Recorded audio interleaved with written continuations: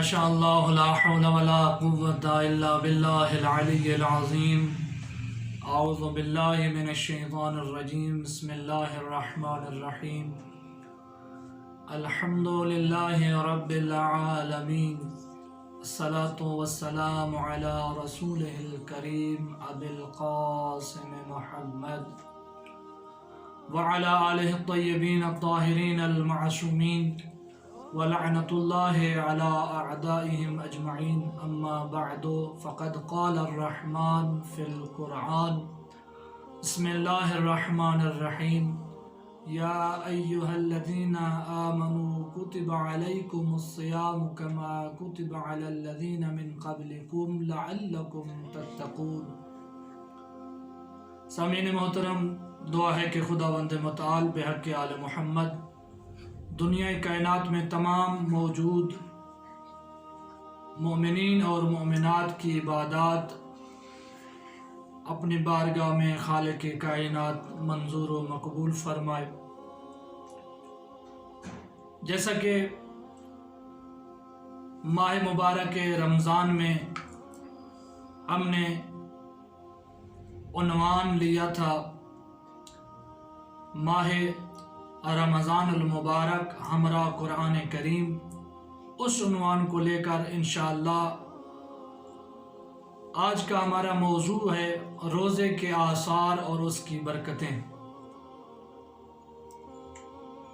سامعین محترم، روزہ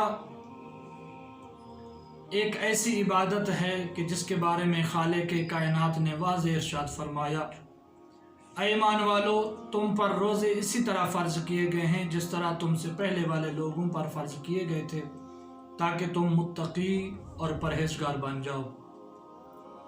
اس آیہ کریمہ میں متقی سے مراد تقوی کا معنی لیا گیا ہے۔ تقوی یعنی خود کو گناہ سے بچانا۔ زیادہ تر گناہوں کا سرچشمہ غیظ و غضب اور شہوت و جنسی لذت کا حصول ہے، اور روزہ ان دونوں خواہشات نفسانی کی تندی اور تیزی کو روکتا ہے۔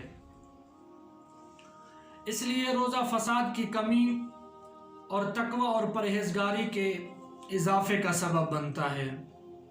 ظاہر اور باطن میں تقوی و پرہیزگاری اور خوف خدا روزے کا اہم ترین اثر ہے۔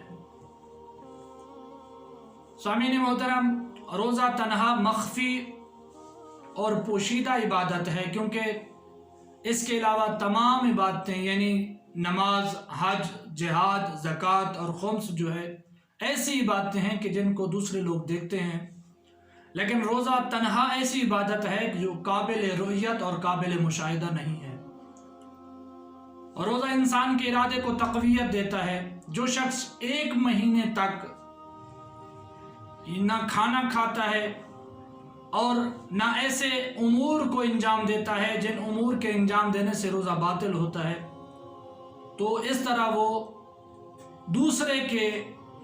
دوسروں کے مال و ناموس کی نسبت بھی اپنے آپ کو کنٹرول کر سکتا ہے۔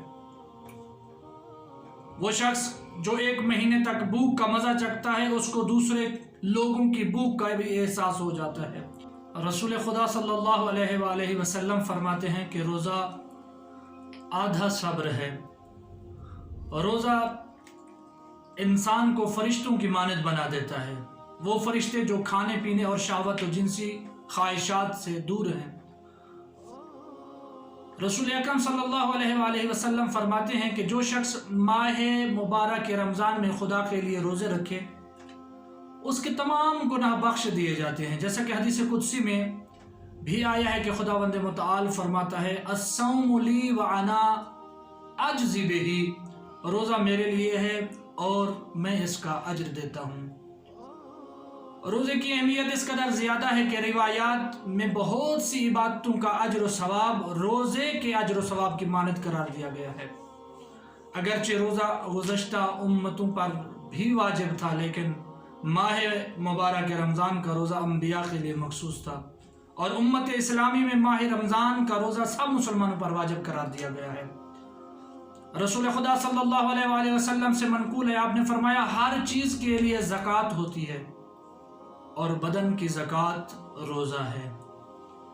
اس کے ساتھ ہی اور روزہ رکھنے کے آداب و شرائط، قرآن کریم میں ارشاد ہوتا ہے ایاما معدودات فمن کان منکم مریضا او علی سفر فعدہ، یہ صرف چند دنوں کے روزے یعنی روزے واجب ہیں، پس تم میں سے جو شخص مریض ہو یا سفر میں ہو تو اتنے ہی دن روزے دوسرے دنوں میں رکھ لے، اور جو لوگ روزے کی شدت اور مشقت کی بنا پر روزہ نہیں رکھ سکتے تو وہ روزے کو قضا کریں اور اس کے علاوہ کفارے کے طور پر ایک مسکین کو کھانا کھلائیں۔ اسلام معاشرے کے ہر فرد کے لیے ہر قسم کی شرائط میں مناسب قانون رکھتا ہے۔ اس آیہ کریمہ میں مسافروں، بیماروں، بوڑھے افراد کے لیے حکم بیان ہوا ہے۔ اگر انسان بعض شرائط میں روزہ نہیں رکھ سکتا تو اسے چاہیے کہ دوسرے دنوں میں روزے کی قضا کرے تاکہ روزے کے فوائد سے بہرہ مند ہو۔ حکم خداوند متعال کے سامنے تسلیم ہونا قابل ارزش ہے۔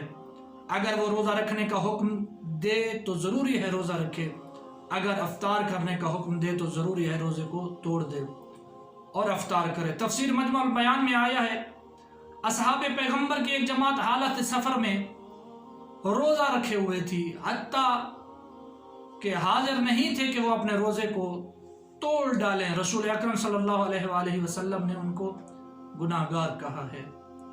حضرت امام جعفر صادق علیہ السلام فرماتے ہیں اگر کوئی شخص سفر میں روزہ رکھے تو میں اس کے جنازے پر نماز نہیں پڑھوں گا۔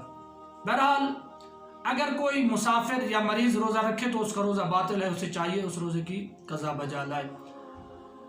امام جعفر صادق علیہ السلام فرماتے ہیں کہ حتیٰ کہ اگر کیسا کریم ہے خالق جس نے اتنی سہولت میسر فرمائی ہے کہ اگر کوئی ماں اپنے بیٹے کو، بچے کو دودھ پلانے کی نسبت یا بطن میں موجود بچے کی نسبت پریشان ہو، اسے چاہیے اپنے روزے کو افطار کرے، روزہ نہ رکھے، اور یہ چیز خداوند متعال کی رأفت و مہربانی کی علامت ہے۔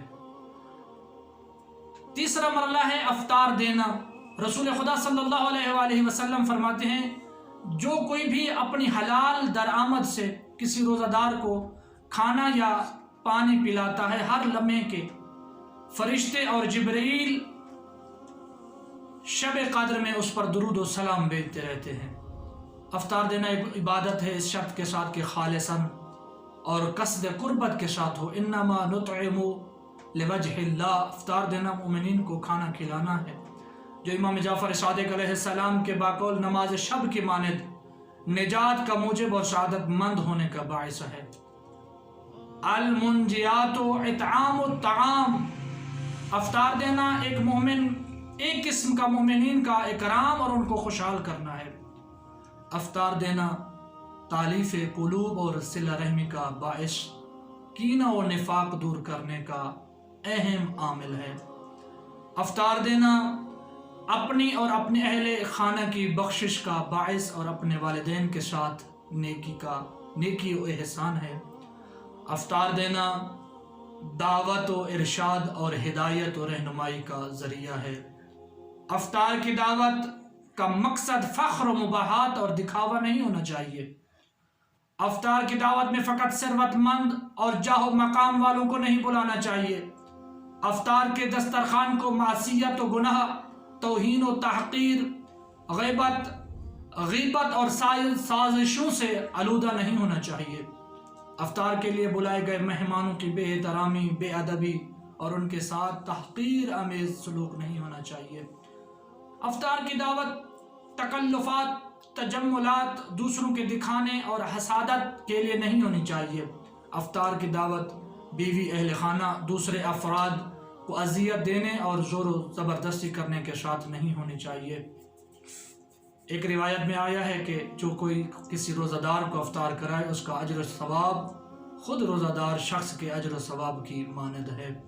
دعا ہے کہ خداوند متعال بحق کے چہاردہ معصومین علیہ الصلوۃ والسلام ہمیں ایسی تمام باتوں پر، اعمال پر عمل کرنے کی توفیق عطا فرمائے کہ جن سے اللہ، اس کے رسول اور اس کی تمام حجتیں خوش اور خوشنود ہوتی ہیں۔ والسلام علیکم ورحمۃ اللہ وبرکاتہ۔